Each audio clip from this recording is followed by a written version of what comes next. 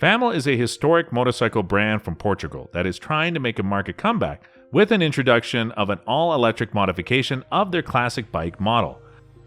Unlike its predecessor, the new electric E-XF will help lower the emissions in the cities and provide more options to the fans of classic cafe racer motorbikes.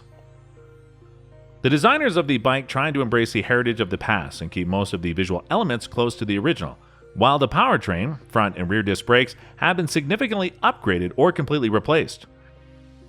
Now this model is brought to motion by means of a hub motor with the peak output of 5 kilowatts. The top speed is expected to be around 40 miles per hour, so the E-XF could make a great city commuting vehicle. The installed 72-volt, 40 amp per hour battery system is capable of providing the range of up to 40 miles. The complete recharging cycle is said to last for about 4 hours. Right now, the company is accepting pre-orders for this model and expecting to start delivering production spec models in 2022, with the estimated price tag of €4,000. We recently dedicated a whole episode to electric cafe racers, so you may want to check it out too.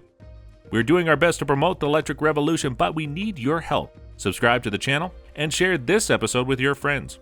Check out more videos suggested on the screen and come back next week for more electric news.